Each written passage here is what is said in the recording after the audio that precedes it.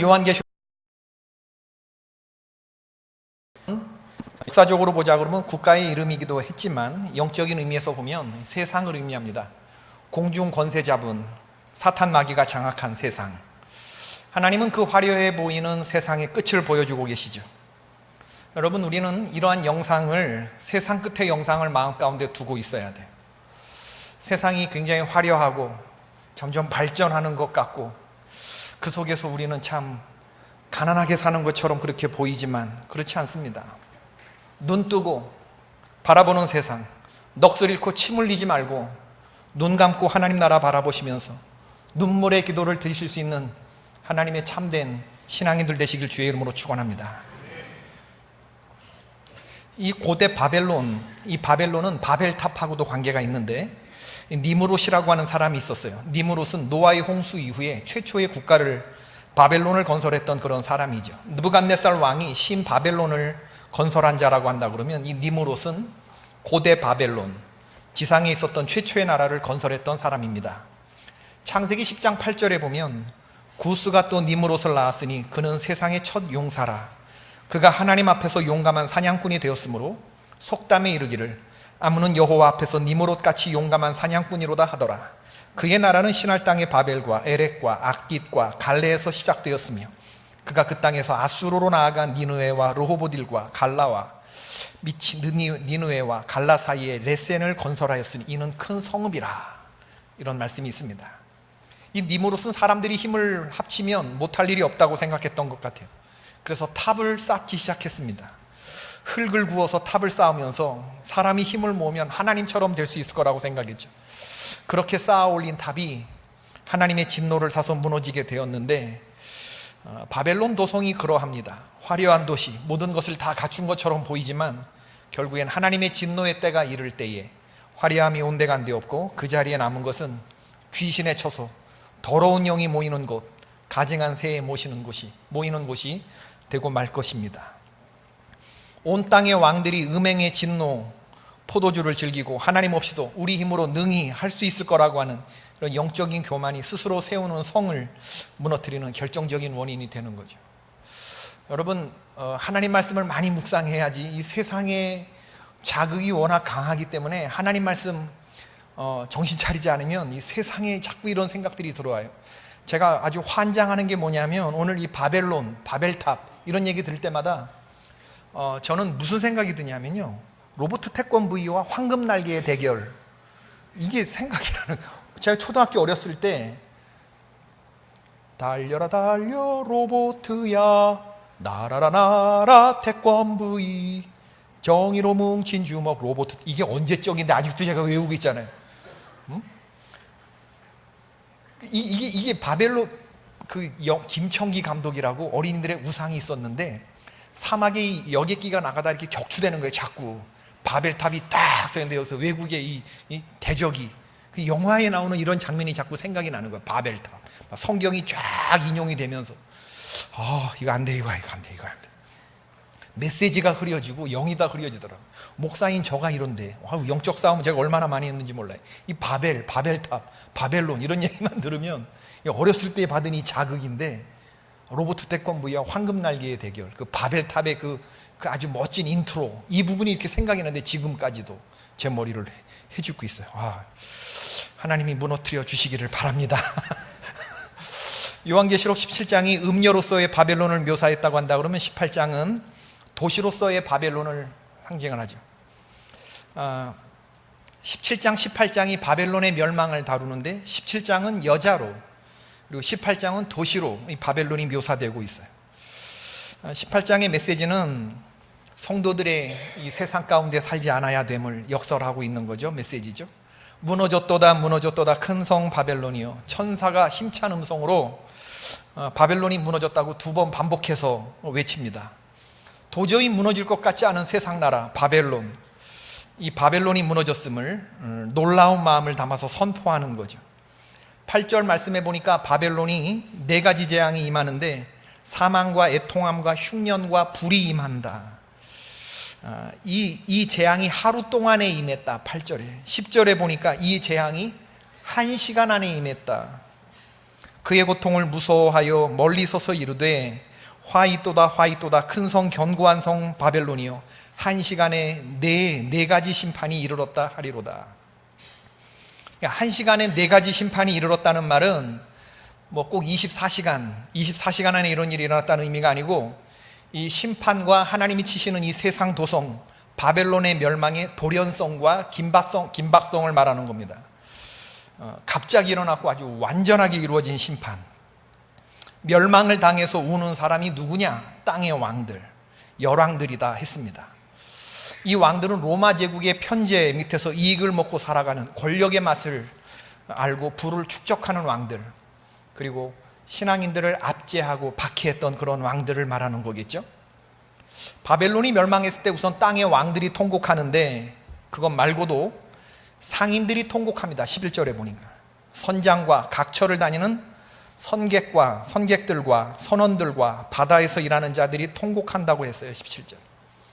세상 나라가 바벨론이 멸망할 때 통곡 소리가 여기저기서 들리는데, 세상 나라의 멸망을 보고 통곡하는 사람은 왕들, 상인들, 선객들, 선원들, 이 사람들을 통해서 먹고 살던 사람들. 로마 제국이 망하면 그 밑에서 권력을 구가하던 모든 수족들 제국과 거기서 먹고 살더니 무역하는 사람들이 망한다는 그런 이야기죠. 로마는 길드에 가입한 조합원들만이 이 무역거래와 상거래가 가능하도록 사회 경제 시스템을 바꿔 놓았기 때문에, 여기에는 황제 숭배를 승인한 자들만이 이 길드에 가입할 수 있었기 때문에, 그 문으로 일생을 호화롭게 살았던 사람들, 로마 제국에 빌붙었던 모든 사람들, 이게 다 함께 망하는 거예요. 바로 그들이 흘리는 통곡의 눈물입니다. 자동차 회사가 예를 들어서 뭐 현대자동차, 삼성자동차 뭐 이런 거 있잖아요. 자동차가 이렇게 만들어질 때 협력 업체들이 있고 하청 업체들이 있지 않습니까? 핸들 만드는 거, 타이어, 뭐 시트 만드는 회사, 프레임 짜는 회사, 이런 회사들이 다 납품을 하는데 마찬가지로 볼 수가 있겠어요. 자동차 회사 하나가 부도가 나면 이 협력 업체, 하청 업체들이 줄줄이 도산하는 것과 똑같은 그런 이치인 거죠. 로마의 경제 시스템 하에서 엄청난 사람들이 먹고 살았는데, 로마 제국에 붙어서 치부하던 사람들, 부를 축적하던 사람들이 이제 이 로마라고 하는 이 본사가 망했을 때 경제적인 파급 효과로 다 지금 넘어지는, 그래서 상인들이 울고 왕들이 우는 겁니다. 21절 이하의 말씀. 이에 한 힘센 천사가 큰 맷돌 같은 돌을 들어 바다에 던져 이르되 큰 성 바벨론이 이같이 비참하게 던져져 결코 다시 보이지 아니하리로다. 또 검은 고 타는 자와 풍류하는 자와 퉁소 부는 자와 나팔 부는 자들의 소리가 결코 다시 내 입에서 들리지 아니하고, 어떠한 세공업자든지 결코 다시 내 안에서 보이지 아니하고, 또 맷돌 소리가 결코 다시 내 안에서 들리지 아니하고, 등불 빛이 결코 다시 내 안에서 비치지 아니하고, 신랑과 신부의 음성이 결코 다시 내 안에서 들리지 아니하리로다. 너의 상인들은 땅의 왕족들이라. 내 복수로 말미암아 만국이 미혹되었도다. 선지자들과 성도들과 및 땅 위에서 죽임을 당한 모든 자의 피가 그 성 중에서 발견되었느니라 하더라. 다시는 이런 표현들이 반복되고 있죠. 로마 시대의 이 사치는 단순히 럭셔리한 부의 개념, 허영의 개념이 아니라 권세, 권력의 개념이 있었습니다. 그러니까 사람들이, 이 파라오들이 왜 이렇게 과도한 치장을 했느냐, 우리가 이 피라미드에 나오는 이 로마인들의 치장, 머리에 막 이렇게 막 갓 같은 거 뒤집어 쓰고 채 뒤집어 쓰고 하는 것 같은, 우리나라는 될 것도 아니잖아요. 이 파라오들, 이런 이집트 이런 거를 보면은 뭐 엄청난 걸 뒤집어 쓰고, 야, 저 목 디스크 생기겠다 이렇게 생각이 드는데, 이 과도한 치장을 왜 하느냐, 이게 자신의 권력이고 권세의 상징이기 때문에 그렇습니다. 멋있으라고 하는 거 아닙니다. 내가 그만큼 힘이 있다라고 하는 것을 그걸 말해주는 거죠. 이 외형의 크기로. 오늘날 똑같습니다. 머리에 뒤집어 쓰지만 않았지 몸에 걸치는 걸로 우린 권세와 권력을 드러내죠. 똑같은 거예요. 똑같은 거. 오늘날은 더하면 더했지 고대보다 나아진 거 하나도 없습니다. 고대의 노예는 자기들이 노예인 걸 알았어요. 오늘날 노예는 자기가 노예인 걸 몰라요. 그렇죠? 옛날의 노예들은 주인이 다 해결해 줬어요. 그러나 오늘날은 해결해 주지 않아요. 옛날의 노예는 퇴근이 있었어요. 오늘날의 노예는 퇴근이 없어요. 자기가 노예인 걸 몰라요. 세상이 점점 이렇게 교묘해지고 있는. 누가 어떤 빌딩을 가지고 있다더라, 누가 얼마를 벌었다더라. 이게 뉴스가 계속해서 우리들에게 무엇을 먹느냐 하는 것은 지났죠. 어떤 것을 먹느냐 하는 것으로 그 사람의 능력이 평가됩니다.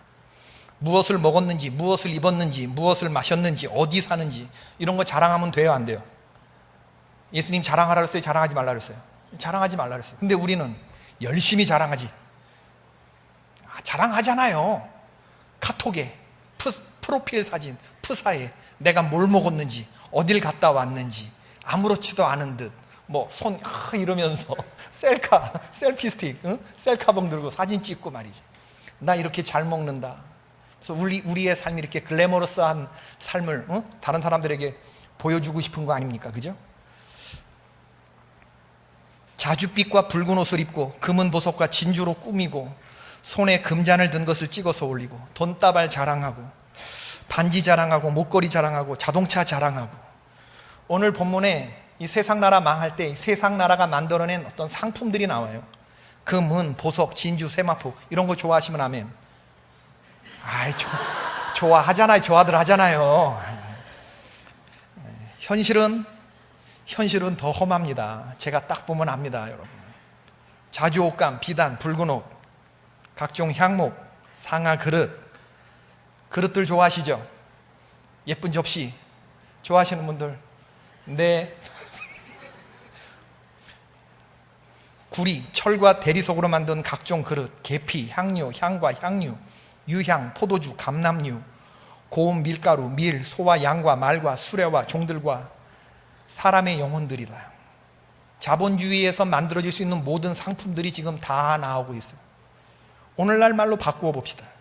어떤 분들 얘기 들어보니까 명품에도 급이 있대요. 아는 사람들은 알아보는 거, 그렇죠? 이건 명품이 아니랍니다. 아는 사람이 나밖에 없어야 명품이래요. 같은 가방이라도 구매 가능한 100만 원 정도의 레벨이 있는가 하면 뭐 코치백 이런 건 접근 가능 코어라고 하죠. 이 윗단계가 500만 원 선 프리미엄 코어라는 게 있습니다, 여러분. 이를테면 티파니 주얼리, 롤렉스, 불가리, 루이비통 뭐 이런 거. 그런가 하면 여러분 이제 3천만 원에서 5천만 원 정도의 같은 백이라도, 똑같은 사이즈의 백이라도 벌써 입이 벌어지시는 분들이 있어. 뭘 안다는데. 슈퍼 프리미엄급이 있죠. 에르메스, 해리 윈스턴, IWC, 브레게 같은 그런 브랜드들. 이 윗단계가 또 있습니다. 소리가 나는 울트라 하이엔드급. 이런 브랜드 말한다고 여러분들 알까? 그냥 드러나둬요. 뭐 신라호텔 이부진 사장이 뭐 런칭했다가 지금 부자들 사이에서 지금 아주 뭐 폭발적인 반응 얻었다는데, 뭐 그라프, 뭐 레비에프 이런 거 드러나 보셨나 몰라? 그라프 무슨 그래프예요? 레비에프 이게 무슨 뭐 러시아 사람들 이름인가? 된장녀라는 말이 뭐냐? 속은 한국 사람인데 겉으로는 이 세상에 화려한 외국 브랜드들은 막 이렇게 막 이런 명품 쫓는 사치 여성들을 비하해서 우리가 된장녀라고 그러잖아요. 자신의 부족함을, 열등감을 어떤 이런 브랜드의 위력으로 상쇄시키고자 하는 그런 심리들 말이에요. 우리 그런 얘기 많이 합니다. 비 올 때 이렇게 머리에 들고 쓰면 이거 진품의 짝퉁이에요. 짝퉁이에요. 비 올 때 이거 이렇게 가슴에 안고 막 뛰면 이거 진품의 짝퉁이에요. 이거 진품이라는 거예요. 강남 권사님들 새벽 예배 때 말이에요. 가방 들고 오는 거 10중 8구 짝퉁. 주일 낮 예배 때 들고 오는 거 진품. 쇼핑이라고 하면요, 여러분, 고객님들 다리 아프게 아울렛 돌아다니고 백화점 2층 아래층 올라갔다 내려갔다 하면서 마음에 드는 상품 찾아다니는 게 쇼핑이 아닙니다, 여러분. 적어도 백화점 최상위의 고객이라고 하면 손님이 상품을 찾는 게 아니라 상품이 손님을 찾아오게 만드는 거죠. 백화점에 도착하자마자 키 딱 던지면서 발레 파킹 3시간 무료 그냥 다. 직원이 안내하는 라운지 룸에 앉아가지고 최근 신상들을 직원들이 하얀 장갑 끼고 딱 가고서 진열을 쫙 해야지. 이게 쇼핑인 겁니다. 보석 쫙, 옷 쫙, 구두 쫙, 백 쫙 진열하면서 2-3시간 동안 거기 앉아서 이거 저거 이게 쇼핑인 거지. 아무도 나의 쇼핑을 적들이 알게 해서는 안 되죠. 그럼 백화점이 왜 이런 사람들을 관리할까? 상위 20%의 고객이 백화점 매출의 80%를 책임져 주기 때문이라는. 백화점은 망하지 않습니다. 상위 20%의 고객이 그리고 상위 20% 안에서 또 레니스, 에비뉴엘 LVVIP급의 뭐 이런 게, 제가 참 준비 많이 했습니다, 여러분. 오늘날 세상의 화려함 딱 치니까 이런 게 쫙 나와. VIP 딱 치니까 쫙 나와. 레니스가 뭐예요? 뭐 테니스의 동생인가? 에비뉴엘은 뭐 엠마누엘 부인의 뭐 여동생인가? LVVIP급의 최상위 고객들이, 롯데백화점의 뭐 최상위 고객들을 이루는 말이라는데, 이들이 백화점의 또 80%를, 상위 20%에서 최상위 계층의 사람들이 또 그 중에 80%를 책임져 준다는 거예요. 그런가 하면 남자들이 좋아하는 수레가 뭐가 있을까? 오빠 자동차 하나 안 필요하세요? 싸게 잘 나왔는데 제가 한번 자동차 한 대 보고 가실래요? 람보르기니 베네노 로드스타 한 50억 원 정도. 비싸요? 자동차 람보르기니 50억. 더 비싼 마이바흐 엑셀레로 한 90억 원짜리 자동차 한 대가 90억 원. 그럼 부가티 베이론 정도 하실래요? 좀 싸, 이건 상대적으로 한 38억? 싸게 잘 나왔어요. 디자인도 그런대로 예쁘고 38억짜리. 마이바흐 엑셀로보다 좀 이딴 게 보고 싶으시다고? 있지요. 물론 있지요. 롤스로이스 스왑테일 요거 146억 원. 좋은 거 따지자 그러면 여러분 한없습니다. 남자들에게 있는 게 다 장난감처럼 보이고 침을 질질 흘리게 되는 거, 이런 거 보게. 인간의 욕망이 참 한없는 거예요. 요즘 핫한 이슈가 뭡니까? 한 익명의 제보자가 연예 매니지먼트 회사인 YG 사장이 동남아시아로 사업 다각화를 꾀하는 과정에서 조 로우라고 하는 재력가를 접대했는데 그 과정에서 부적절한 접대가 이루어졌다는 거 아니에요. 이 사실을 공중파 MBC에 찔렀어요. 제보자는 그때 그 자리에 함께 있었던 사람 중에 하나였습니다. 방송국은 구체적인 정황 증거를 조사한 후에 이걸 방송으로 내보냈죠. 공중파 방송이 뭐 허투루 조사도 안 하고 이거 내지 않거든요. 5년 전 2014년 세월호가 있었던 때의 일입니다. 접대하는 측에서 유흥업소 여직원 25명을 동반한 술자리를 하고 부적절한 접대를 했고, 대접을 잘 받은 이 말레이시아 출신 조 로우가 여성들을 알선해준 정마담이라고 하는 사람과 여직원들 10명을 데리고 프랑스로 건너가서 초호화 요트 여행을 즐겼다는 거 아니에요. 헬기로 남부 프랑스, 모나코, 이탈리아를 여행하면서 명품 가방을 그녀들에게 사주었고 하루 일당을 1,000만 원씩 쳐서 주면서, 여러분 뭐예요 이게 다? 붉은 짐승 위에 올라탄 붉은 음료가 든 술잔이죠. 이거 다 한 통속이에요, 한 통속. 여러분 이런 걸 보면서도 앞으로 YG 양 사장이 받을 요식업 동남아시아 진출해서 받을 돈이 얼만데 이 정도 그저 껌값이지라고 만약에 생각하시는 분이 있다 그러면 여러분 오늘 밤 회개하고 돌아가시기 바랍니다.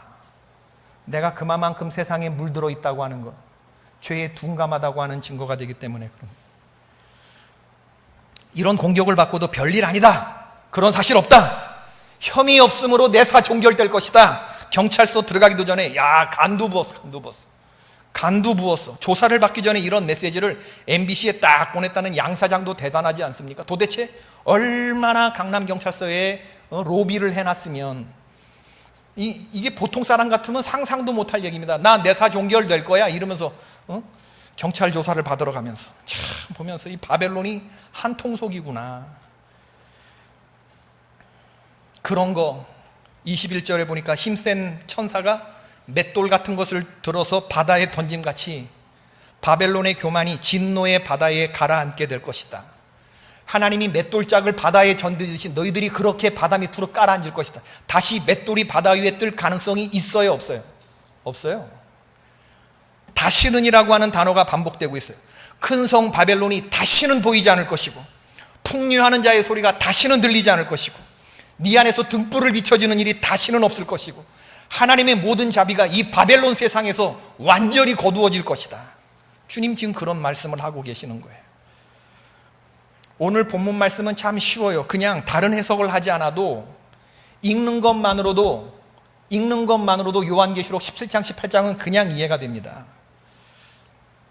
화려함에 취해서 하나님을 떠난 자들, 세상 바벨론이 무너질 때 전부 다 건짐받지 못하는 그러한 사람들이 될 것이고, 울고 가슴을 치게 될 것이다. 어떤 삶을 선택하실래요? 바벨론이 멸망당할 때 기뻐하고 즐거워하는 사람들이 있는데, 하늘과 성도들과 사도들과 선지자들아, 그로 말미암아 즐거워하라.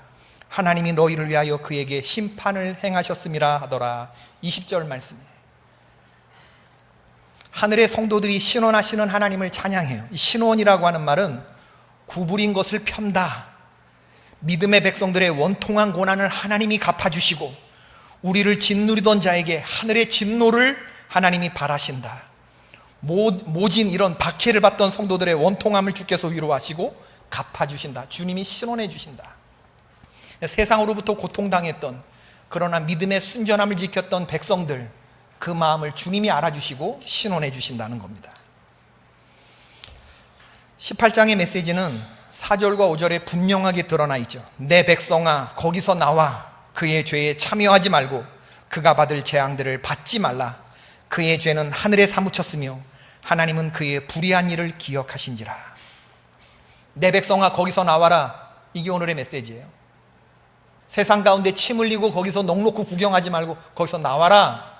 하나님의 백성들아 이 바벨론에서 나와라. 구별된 삶을 살아야 한다. 그 말입니다.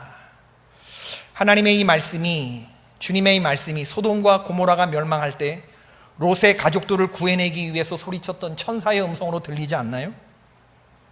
천사가 얼마나 다급하게 하나님이 내리는 징벌을 알기 때문에, 그 유황불의 그 심판을 알기 때문에 얼마나 다급하게 롯에게 말했는지 몰라요. 그 천사들이 이 외에 내게 속한 자가 있느냐?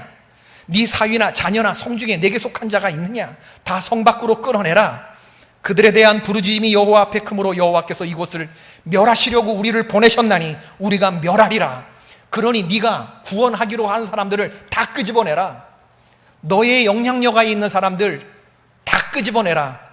롯이 나갔어요. 그 말을 듣고 그 딸들과 결혼할 사위들에게 말하여 이르기를 여호와께서 이 성을 멸하실 터이니 너희는 일어나 이곳에서 떠나라 하되, 그의 사위들은 어떻게 여겼다고 그랬어요? 농담. 장인어른이 농담하시는 줄로 여겼어요. 동틀 때에 천사가 롯을 재촉하여 이르되 일어나 여기 있는 내 아내와 두 딸을 이끌어내라. 동틀 때까지 롯이 밖에 나가서 전도하고 자기에게 속한 사람들 다 구원할 때까지 기다렸어요. 그 긴박한 시간에. 그러나 아무도 구원하지 못하고 들어왔어요. 전도가 안 돼. 전도가 안 돼. 롯이 도대체 어떻게 살았길래 전도가 안 되는 거예요? 아브라함은 롯이 그렇게 사는 줄은 정말 몰랐어요. 하나님의 신실한 백성이고 그에게 속한 사람이 10명 정도는 될 줄 알았어요. 이게 아브라함의 생각. 그러나 실상을 보자면 소돔과 고모라에 한 명이 없었어요. 한 명이 없었어요. 지금 여러분 우리에게 심각한 얘기 아닌가요? 우리가 새벽마다 예레미야를 보지만 예레미야에게 하나님 하시는 말씀이 뭐예요? 예레미야 너 나가서 예루살렘 거리를 한번 돌아봐. 거기서 순전하고 정직하고 하나님 경외하고 악에서 떠난 사람 한 사람이라도 있다면 내한테 한 데리고 와봐. 주님이 그런 말씀 하시는 거라고. 우리 가운데 하나도 없다고 하는 거예요. 지금 우리 성도가 몇 명인데 한 명도 없다는 거예요. 한 명도. 이런 말씀 너무나 듣기 힘든데 여러분 우리 가슴에 새겨야 돼요. 내가 그 한 사람 안에 들어가지 않는단 말입니다. 지금 하나님이 찾으시는 그 기준에 합한 사람이라고 생각하면 우리는 오해라고 했다는 오해를. 하나님의 기준이 하향 조정되지 않아요. 오늘 가슴을 치는 이 눈물의 회개가 있기를 주님의 이름으로 축원합니다. 소돔과 고모라의 이야기는 옛날 얘기가 아니고 요한계시록의 바벨론의 이야기는 더도 말고 덜도 말고 딱 내 집구성 얘기입니다. 아버지의 신앙적인 충고가 아들에게 먹히지 않아요. 아버지가 그만큼 허접한 신앙생활을 했다고 하는 방증이죠. 사위는 농담으로 듣고 아내는 뒤를 돌아보다가 소금 기둥이 되었어요. 바벨론의 그 미련을 두고서. 얼마나 많은 신앙인들의 가정이 바벨론에 취해 살고 있는지 몰라요. 바벨론에서 벗어날 때가 되었는데도 주님은 내 백성아 거기서 나와라 하시는데 우리는 끊임없이 그 안으로 핵심으로 들어가려고 우리들은 그런단 말이지. 요한복음 12장 31절에 이 세상의 임금이 쫓겨날 것이고 이제 세상에 대한 심판이 이르렀을 것이다. 주님 그렇게 말씀하시는데 우리가 살고 있는 이 바벨론 세상에 그 공중권세 잡은 자의 거기에 들어가 보려고 우리들은 탐욕과 정욕과 교만으로 모든 것이 다 돈으로 판단되어지는 돈하면서 사는 그 안으로 우리는 자꾸 들어가려고 하는 거죠. 오늘날 사람들의 마음을 보자면 돈에 대한 열망과 돈에 대한 걱정과 돈을 가진 자랑으로 가득하죠. 오늘날 무신론자들은 하나님을 모르는 사람들이 아니고 하나님이 계시다는 것을 알면서도 살아가는 모습을 보자면 세상 사람들과 똑같아서 하나도 다를 바가 없는 명목산 크리스찬들, 이게 주님 보실 때 기가 막힌 겁니다. 요한일서 2장 16절의 말씀, 이 세상이나 세상에 있는 것들을 사랑치 말라. 누구든지 세상을 사랑하면 아버지의 사랑이 그 속에 있지 아니하니 이는 세상에 있는 모든 것이 육신의 정욕과 안목의 정욕과 이생의 자랑이니 다 아버지께로 온 것이 아니요 세상으로부터 온 것이라. 아멘이십니까? 강남에서 신랑 신부 결혼하는 것을 돕는 웨딩업계 관계자의 얘기입니다. 혼사가 오고 가는 문제에 있어서 예단 문제로 문제 일으키고 혼인을 깨는 시어머니들이 많다는데, 다 강남 정도면 수준 맞춰서 있는 집끼리 매칭해서 보내는 건데 예단 문제로 자존심 세우고 모욕을 주고 그러면서 혼사를 깨는데 대부분이 교회 권사님들이라는 거예요. 다들 교회 다니는 권사님들이 강남에 사신, 강남은 강북보다 크리스찬의 확률이 훨씬 더 많아요. 비율이. 분당은 더 많고, 교회에서는 나 무엇과도 주님을 바꾸지 않으리 그러면서 세상에 나가서는 다 바꿔.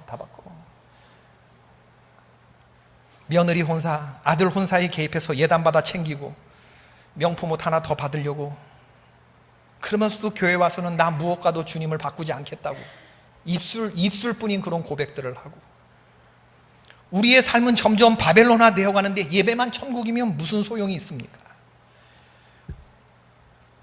여러분, 우리가 주의할 것은 세상에 나와서 혼자 아무도 없는데 고고하게 살아가라, 그 얘기 제가 하는 거 아닙니다. 우리 교회에는 백화점에서 일하시는 이런 분들도 많고 이런 화려한 세상의 한가운데서 일하시는 그런 분들이 있다는 거 알아요. 제가 세상 다 잘못됐다고 말하면서 그분들까지 한 통속이라고 말하는 거 아닙니다. 문제는 우리가 바벨론에서 살아가지만 우리 안에 바벨론이 살지 말아야 한다, 그 얘기를 하는 겁니다. 우리는 바벨론에 살지만, 우리는 세상에 살지만 우리 안에서 세상이 살지 못하도록 해야 된다.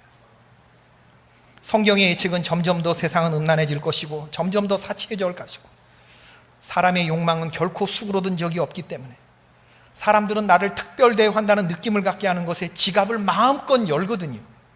빚을 내서라도 값을 지불하거든요. 이게 세상의 문화거든요. 그러나 여러분, 하나님께서는 우리의 정체성, 하나님은 우리를 부르시는 거죠. 거기서 나와라. 너 거기서 나와라. 포장된 웃음만 보지 말고, 음녀의 호리는 입술과 금잔에 취하지 말고 음녀가 타고 있는 사탄의 정체를 볼 수 있는 영안을 떠야 한다. 그 웃음 뒤에 있는 죄의 후유증과 그 죄의 결말을 네가 볼 수 있어야 한다, 그 얘기를 하는. 대제국 바벨론에 포로로 끌려갔던 이스라엘의 소년들이 있었어요. 나쁘게 보면 소년 포로지만 좋게 보면 바벨론 왕의 인재 양성 프로그램에 선발된 거예요. 얼마나 좋은 기회입니까? 왕의 진미와 포도주가 무한정 제공되고 왕이 제공하는 모든 물품들이 제공되는 그런 지원되는 자리예요. 비행기로 치면 1등석 모닝칸 클래스에 타고 가는 이런 자격이 주어진 거죠. 한 300명 타는 그런 비행기에 딱 8자리 있는 1등석 퍼스트 클래스. 여러분, 여기서 만약에 어디 뭐 10시간짜리 샌프란시스코 간다, 1시간에 100만 원짜리, 1시간에 100만 원짜리. 얼마나 내가 뿌듯한, 인생에 한번 그런 경험 할래나? 얼마냐고요? 얼마죠? 여기서 미주 가는 미주 노선 1등석 1300만 원? 1300만 원쯤. 그거 타고 가는 그 티켓을 딱 쥐고 있는 소년들이 있었는데, 그 자리를 거부했던 소년들, 벨드사살과 하나냐와 미사엘과 아사랴, 그들은 뜻을 정했다고 했어요. 왕의 음식과 그가 마시는 포도주로 자기를 더럽히지 아니하리라 하고 자기를 더럽히지 아니하도록 환관장에게 구했다고 했습니다. 다른 사람들은 다 1등석 타고 싶어서 안달하는데 그 자리를 부러워하지 않았던 사람, 그들은 더 가치 있고 더 의미 있는 자리를 원했죠. 여러분, 이 1등석, 2등석, 3등석은 오늘날만 있는 게 아니고 이 비행기를 탈 때 가장 돈의 힘이 잘 나타나는 게 바로 이 비행기 안이라는 거예요. 옛날에 서부개척 시대에도 1등석, 2등석, 3등석이 있어요. 다 같이 마차를 타고 가지만 진창길이나 오르막이 있을 때 3등 칸에 타는 사람들은 다 내려서 밀어야 됐대요. 진흙길에. 2등 칸에 사는 사람들은 다 내려서 그냥 걷는데요. 마차를 밀지 않아도 됐대요. 1등석에 있는 사람들은 안 내려도 됐대요. 옛날에도 있었어, 옛날에도. 오늘날 사람들의 이 허영된 욕망이 더 진화됐을 뿐이에요. 그런데 이 네 사람 하나님이 기뻐하시는 그 길을 가기로 했어요. 그래서 스스로 3등 칸을 자처했죠.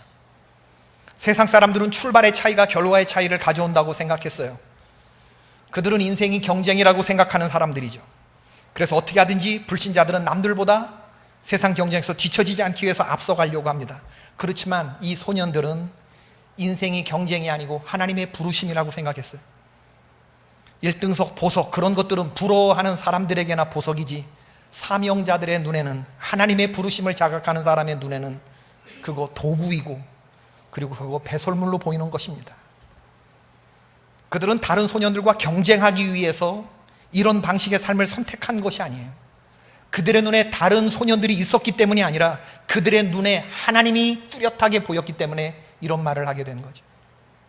목적의식과 소명의식과 하나님이 나를 부르셨다라고 하는 이 확신, 나는 무엇을 위해서 오늘 살아가야 하는 사람인가에 대한 분명한 자각, 하나님의 부르심을 들었던 하나님의 사람들. 신앙인의 아름다움이 바로 그런 지점에서 발견되는 겁니다. 세상과 우리의 생각이 얼마나 이 편차가 크냐에 따라서 여기서 신앙인의 아름다움이 생기는 거거든요. 여러분, 다른 곳도 아니고 바벨론의 한 목판, 왕궁에서 살았지만 자신을 더럽히지 않고 살았던 그 바벨론 세상 한가운데서 얼마나 그 세상에 동화가 되고 쉽게 그렇게 되는 환경이었는데, 그 삶 가운데서 세상이 그들 속에 물 한 방울도 묻히지 못했어요. 느헤미야가 그런 삶을 살았고, 생각해보면 에스더가 그런 삶을 살았고, 세상 화려함에 얼마든지 취할 수 있었지만 그런 삶을 살지 않았고 하나님의 부르심을 바라보면서 살아갔던 그런 사람들. 청하오니, 다니엘 1장 12절의 말씀, 당신의 종들을 열흘 동안 시험하여 채식을 주어 먹게 하고 물을 주어 마시게 한 후에 당신 앞에서 우리 얼굴과 왕의 음식을 먹은 소년들의 얼굴을 비교하여 보아서 당신이 보는 대로 종들에게 행하소서. 여러분, 세상을 향해서 외치는 신앙인의 말이 이토록 파워풀하고 이토록 아름다울 수 있어요. 애들이 이런 얘기를 했단 말이에요. 애들이, 소년들이, 다니엘과 사드락과 메삭과 아벳노고가, 다니엘과 그의 친구들이, 이 친구들이 열흘 동안 먹었던 것은 채식이 아니라 하나님의 능력이었습니다. 하나님이 그래서 저들을 지켜주셨습니다. 세상 일은 할수록 영혼의 탁도가 높아지지만 하나님 안에서 믿음으로 감당하는 사명은 갈수록 영혼의 순도가 높아지게 되는 법이죠. 세상 일꾼은 일의 종류에 따라서 화려해지기도 하고 초라해지기도 하지만 하나님이 맡겨주신 사명을 감당하는 사람에게는 그거 상관없이 위대해요. 그들이 하나님의 일을 감당하고 있기 때문에 그렇죠. 여러분, 바벨론이 나날이 악해져가는 것이 문제가 아니고 세상은 원래 그래요. 문제는 그 바벨론에서 살아가는 성도가 문제인 겁니다. 우리가 그 안에서 세상을 변혁시키는 변혁의 주체, 멸종되지 않은 하나님의 천연기념물 성도로 온전하게 서 있느냐, 이것이 관건입니다. 그러므로 세상을 자꾸 고발하는 기도를 하지 말고 그 세상에 자꾸 동화되어가는 나를 바라보면서 하나님, 나에게 믿음을 달라고 기도하는 이 밤이 되시기를 주의 이름으로 축원합니다. 세상을 혼자 염려하는 척하면서, 그러나 마음속에는 바알과 황소가 들어가 앉아 있으면서 백날 기도해봐야 하나님 듣지도 않는, 유다 말기에 우리가 예레미야를 읽지만 그 사람들의 마음속에 있었던 하나님을 역겹게 만들었던 그런 신앙생활 하지 말고 정확한 죄의 실체를 보고 거기서 내 백성아 나와라 할 때 미련 없이 나올 수 있는 주의 백성들이 되어야 되지 않겠습니까? 바벨론 세상에서 힘없이 주저앉아 있거나 훌쩍거리는 모습이 아니라 그 세상을 이기고 변화시키는 하나님의 사명자로 살자, 이 말입니다. 하나님의 사람들로 이 죄악이 관영한 세상을 이길 수 있는 곳은 기도의 자리밖에 없습니다. 여러분, 그래서 오늘 이 금요 심야 기도는 얼마나 중요한 자리인지 몰라요. 여러분, 우리 이 금요일은 지난 일주일 동안에 우리의 죄를 그리스도 보혈에 씻는 시간이기도 하면서 동시에 돌아오는 주일을 하나님 앞에 영화롭게 바치기 위해서 준비하는 시간이기도 하면서 우리가 오늘 하나님 앞에 정직히 우리 영적인 종합검진을 받는 그런 시간이 금요기도 시간이거든요. 전 그렇게 믿습니다. 그렇기 때문에 세상에서 살아가는 건 허상이고, 오늘 우리가 이 자리에 나와서 하나님 앞에 눈 감고 기도하면서 지난 일주일간의 삶을 반성하는 바로 이 기도의 자리가 우리에겐 진짜 진상. 우린 여기서 하나님께 회개하고 하나님의 능력을 받고, 그리고 거룩의 힘으로 다시 세상으로 파송되는 거거든요. 예수님은 공생의 사역 가운데 하나님 앞에 단독자로 서 있기를 힘쓰셨고, 복음서를 통해서도 확인할 수 있는 일이죠. 예수의 소문이 더욱 퍼짐에 허다한 무리가 말씀도 듣고 자기 병도 나음을 얻고자 하여 모여오되 예수님은 물러가서 한적한 곳에서 기도하시니라. 말씀 전하는 일이 얼마나 하나님 기뻐하시는 일이에요? 사람들 고치고 치유 사역하는 게 얼마나 멋진 미니스트리예요? 얼마나 멋진 사역이에요? 그러나 그것이 기도를 앞설 수는 없어요. 주님은 기도의 자리로 달려가셨어요. 그리고 주님께 기도하셨어요. 왜냐하면 그게 진짜 자기 자리고, 말씀 전하고 사람들 상대하는 건 그건 그림자라고 생각했기 때문에 그랬습니다. 그렇기 때문에 내 백성아 거기서 나와 그의 죄에 참여하지 말고 그가 받을 재앙들을 받지 말라. 오늘 우리는 하나님의 음성을 들어야 되는 거죠. 우리에게는 바벨론 도시의 영성이 있는 게 아니고, 우리에게는 광야의 영성이 있어야 돼요. 광야의 영성. 아무것도 없는 광야에서 예수님이 가셨던 그 기도의 자리에서 나를 바라보고, 그리고 하나님을 바라보는 영적인 깊은 교제의 자리로 들어가는 바로 그런 모습이 우리에게 필요하죠. 하나님은 저와 여러분을 오늘 이 자리로 불러내셨다고 믿습니다. 하나님은 불러내시는 분이에요. 갈대아 우르에서 아브라함을 불러내셨고, 소돔과 고모라에서 롯을 불러내신 하나님, 교회라고 하는 단어 에클레시아라고 하는 헬라어도 하나님이 불러내신 사람들, 그런 뜻이거든요. 저와 여러분은 하나님이 세상에서 불러내신 사람들이에요. 그렇기 때문에 오늘 우리들은 여기서 하나님께 기도하는 겁니다. 바벨론이라고 하는 닭장 안에서 지렁이 파먹는 것처럼 고백에 쳐박고 하루 종일 먹는 것에만 골똘하고 그런 닭처럼 병아리처럼 살지 말고, 우리 독수리 날개치면서 어미 독수리가 날면서 너는 거기서 나와라 거기서 나와라, 처음엔 혼란스럽겠지만 그 부르시는 하나님의 음성을 듣고 날개를 펴고 힘차게 날개짓을 하면 병아리 담지 못했던 거 가지고 속상해갖고 우는 그런 정도가 아니고 창공을 날아오르는 비상하는 하나님의 사람들이 될 수가 있는 것이죠. 닭장 안에서 다른 닭들과 섞여 지내서야 되겠습니까? 우리는 하나님이 불러내신 독수리 새끼들인데, 마지막 날에 하나님이 찾으시는 그 한 사람 될 수 있게 되기를 바라요. 여러분, 진짜 명품은 뭐냐면요, 다니엘과 사드락과 메삭과 아벳노고가 가졌던 이 믿음이 명품입니다. 명품. 예루살렘에 한 명도 하나님의 말씀을 듣는 사람이 없는데 하나님이 예레미야 귀에다 대고 네가 어찌 이 사람과 비교하면 네가 어찌 말과 함께 달리겠느냐, 하나님으로부터 그런 음성을 들을 수 있는 그런 귀가 복된 명품이에요.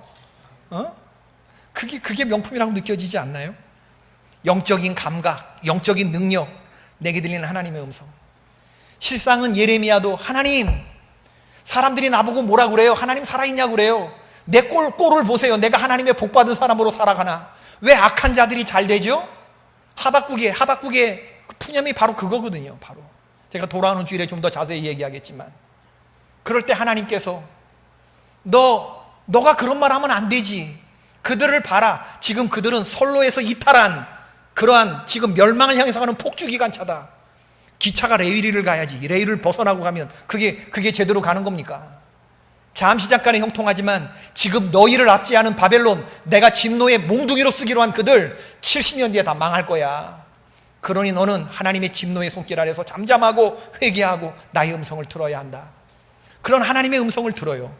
영적인 감각과 영적인 능력과 하나님의 음성, 이게 진짜 명품이거든요. 여러분, 억만금을 주고 하나님 앞에 헌금하면 하나님이 이걸 누구에게 주겠습니까? 이런 능력을.